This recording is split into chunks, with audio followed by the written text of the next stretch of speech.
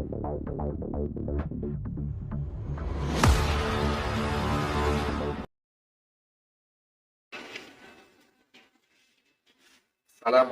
warahmatullahi wabarakatuh. Kembali lagi bersama kami MB Channel Raden Beling. Oke, sahabat-sahabat, sedulur-sedulur MB Channel Raden Beling.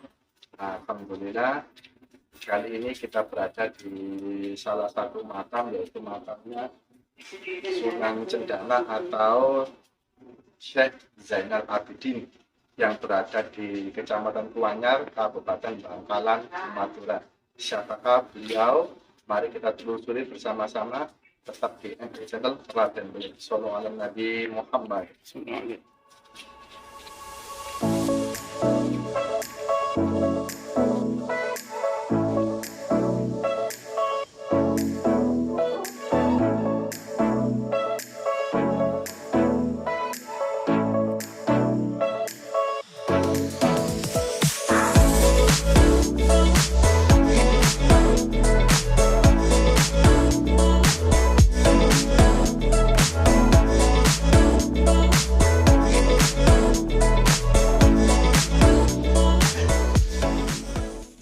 Oke, kita sudah memasuki makamnya Mbah Sunan Cendana atau Zainal Abidin. Mari kita telusuri. Yuk, ikuti.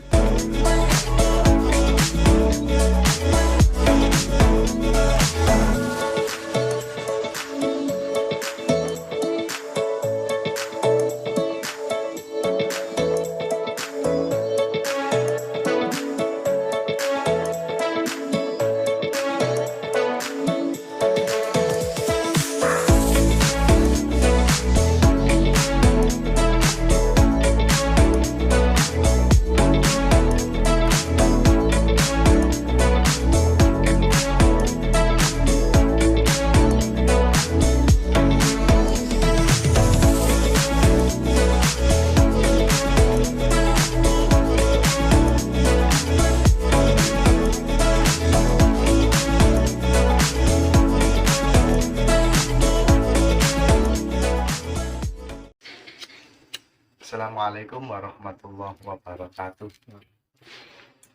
Bismillah, alhamdulillah, wa ni'matillah, la haula wa la quwata illa billah, ma ba'du. Oke, sahabat-sahabat, sedulur-sedulur MB Channel Raden Beling dimanapun kalian berada, yang sangat saya banggakan.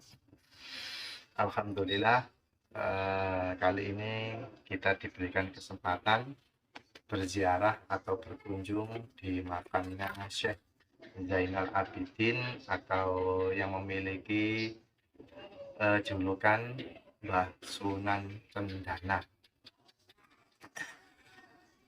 yang mana para sahabat-sahabatku MB Channel Raden Beling, Sunan Cendana ini letak makamnya berada di komplek pemakaman umum di Kecamatan Kuanyar, Kabupaten Bangkalan, Pulau Madura. Oke, sahabat-sahabat, sedulur-sedulur MB Channel yang sangat saya banggakan, pada kesempatan kali ini saya akan mencoba mengisahkan beliau, yang mana kisah ini saya dapatkan dari berbagai sumber, yang mana beliau ini adalah salah satu keturunan daripada Mbah Sunan Ampel. Kalau kami lihat dari silsilah yang berada di dalam makam tadi, beliau kalau diurut dari bawah, yaitu Mbah Sunan Cendana atau Syekh Zainal Abidin ini putra dari Raden Muhammad Khotib, dan Raden Muhammad Khotib ini putra dari Mbah Sunan Derajat, dan Mbah Sunan Derajat adalah putra dari Mbah Sunan Ampel. Dan insya Allah kalau diurut sampai ke atas, sampailah kepada junjungan kita Nabi Agung Muhammad SAW. Sahabat-sahabat MB Channel Raden Beling yang sangat saya banggakan, beliau di sini ini diutus oleh kakek buyutnya, yaitu Mbah Sunan Ampel, untuk menyebarkan agama di wilayah Pulau Madura sini. Jadi waktu itu dulu beliau ini dari Ampel Deta berjalan kaki menuju Pulau Madura. Nah, berjalan kaki menuju Pulau Madura. Ketika sampai di Selat Madura atau mau menyeberang ke Pulau Madura, beliau ini kebingungan dalam mencari kapal angkutan perahu. Nah, tapi dengan izin Allah ada salah satu ekor ikan. Nah, jadi ada ikan besar. Namanya kalau nggak salah itu ikan ngondung atau apa itu, atau bisa dikatakan juga ikan hiu. Nah, jadi ada ikan besar itu menghampiri Mbah Sunan Cendana ini. Nah, terus ikan tersebut berkata, "Wahai Sunan, izinkan saya mengantar Anda." Kemudian nggak lama Syekh Zainal Abidin ini atau Sunan Cendana ini menghiyai, "Oh iya, kebetulan, silakan." Akhirnya diantarlah beliau sampai ke Selat Madura atau sampai di Pulau Madura. Nah, sampai di sini beliau langsung berjalan kaki menelusuri Pulau Madura dan sampailah di Kecamatan Kuanyar ini. Nah, akhirnya beliau mengajarkan Islam di sini, mensyiarkan agama Islam di sini, dan beliau dulu itu belum memiliki julukan Sunan Cendana, masih bujuk, kalau dalam bahasa Madura itu bujuk Zainal Abidin atau Kiai Zainal Abidin. Nama Sunan Cendana ini itu bermula daripada waktu itu di kompleks ini, nah itu ada masjid.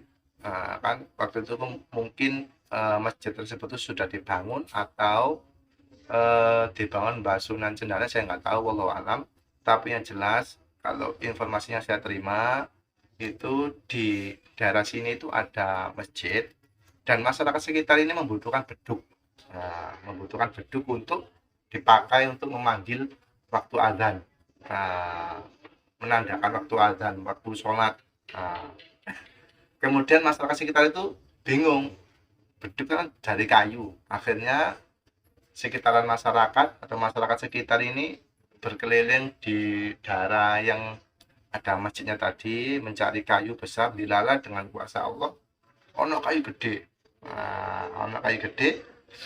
Nah, kayu besar ini pohon cendana. Ada pohon besar sekali. Nah, namanya pohon cendana. Nah, anehnya lagi sahabat-sahabatku, ternyata Syekh Zainal Abidin ini sudah tahu kalau masyarakat tersebut membutuhkan kayu besar untuk dibuat beduk. Nah, oleh karena itu beliau sebelum masyarakat itu mencari kayu atau mencari pohon yang besar untuk dijadikan beduk, Syekh Zainal Abidin ini sudah mengetahui, sudah memprediksi lah. Akhirnya beliau bertapa atau apa ya, mungkin minta izin di penunggunya atau apalah. Beliau itu ada di dalam pohon cendana tersebut. Nah, waktu itu masyarakat yang mencari kayu itu menemukan pohon cendana besar. Akhirnya bahagia, senang. Ikan wit gede, ada pohon besar. Akhirnya ditebanglah, mau ditebang. Nah, ketika ditebang ini sahabat-sahabatku MB Channel dan Beling yang sangat saya banggakan, ketika mau memotong pohon cendana ini, dilala pohon cendana ini berbicara. Nah, berbicara, keluar suara. "Woi, tolong kalau motong jangan di situ, agak ke atas sedikit biar tidak kena kepala saya." Nah, sontak masyarakat sekitar tuh nggak pikir panjang, langsung diangkat gerajinya itu, dipotong sebelah atas. Terus karena kan nggak ada pikiran aneh-aneh. Nah, dipikir ya mungkin penunggunya situ lah. Nah, akhirnya dipotong lah dari atas. Kemudian ketika mau motong yang bawah, bersuara lagi, "Woi, tolong jangan potong yang sebelah situ, agak ke bawah sedikit biar tidak kena kaki saya." Nah, waktu itu masyarakat sudah mulai heran dan curiga, tapi tidak menghiraukan masyarakatnya. Diikuti saja, motongnya agak ke bawah. Nah, setelah tumbang, Akhirnya di dalam pohon cendana keluarlah Syekh Zainal Abidin. Kaget semuanya masyarakat. Oh, enten panjenengan dong. Itu akhirnya para sahabat-sahabat, dari kejadian itulah akhirnya Syekh Zainal Abidin ini dijuluki dengan sebutan Sunan Cendana. Nah, karena beliau bertapa atau mungkin bermunajat kepada Allah di dalam pohon kayu cendana tadi. Nah, ini itu adalah salah satu karomah yang dimiliki oleh Mbah Sunan Cendana atau Syekh Zainal Abidin. Sahabat-sahabat MBCN Raden Beling yang sangat saya banggakan, di samping itu ada karomah lagi, karomah yang dimiliki oleh Mbah Sunan Cendana. Jadi waktu dulu itu, setelah itu masyarakatnya juga bingung di masjid ini.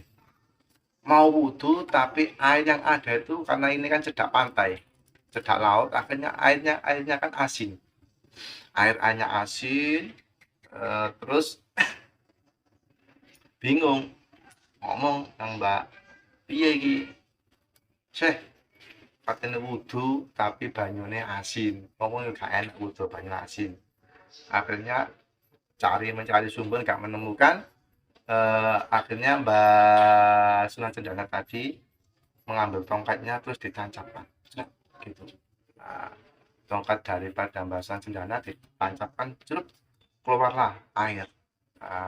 Nah, air ini setelah dirasakan oleh warga, setelah dirasakan oleh Mbak Sunan Cendana, ternyata airnya ini rasanya tawar, nggak asin, dan sampai sekarang insya Allah sumurnya masih ada. Nah, sumurnya masih ada, kata juru kuncinya itu berada di dalam masjid. Walau alam, saya nggak tahu di sebelah mana. Nah, katanya masih ada dan masih dikeramatkan, tapi sudah ditutup. Tapi tetap masih mengeluarkan airnya, mungkin dilalui oleh pompa air atau gimana, saya nggak tahu. Tapi yang jelas insya Allah mata air yang dihasilkan oleh tongkat yang ditancapkan oleh Mbah Sunan Cendana tadi dengan karomahnya, dengan izin Allah keluar air tadi, sumurnya sampai sekarang insya Allah masih ada. Nah, ini sahabat-sahabat MB Channel Raden Beling yang sangat saya banggakan. Itulah sedikit kisah daripada Mbah Sunan Cendana atau Syekh Zainal Abidin yang memiliki banyak sekali karomahnya. Di antara lain tadi yaitu ikan hiu tadi ya disabrangkan, terus karomahnya lagi itu bertapa di pohon cendana tadi, dan yang terakhir tadi yang kami kisahkan ini adalah karomahnya mengeluarkan mata air tawar meskipun di dekat laut atau dekat pantai. Oke sahabat-sahabat MB Raden Beling yang sangat saya banggakan, demikian kisah seputaran Mbah Sunan Cendana atau Zainal Abidin. Mudah-mudahan kita semua bisa mengambil hikmahnya, mudah-mudahan kita ketularan barokahnya, dan mudah-mudahan kita semua senantiasa cinta dengan wali-wali Allah, cinta dengan sahabat-sahabat Rasulullah, dan juga cinta kepada Nabi Muhammad SAW, sehingga kita semua ketetesan barokahnya, ketetesan manfaatnya, dan mudah-mudahan kita semua mendapatkan syafaat Nabi Muhammad SAW. Kurang lebihnya saya mohon maaf. Waalaikumsalam. Wassalamualaikum warahmatullahi wabarakatuh. Sallu ala Nabi Muhammad.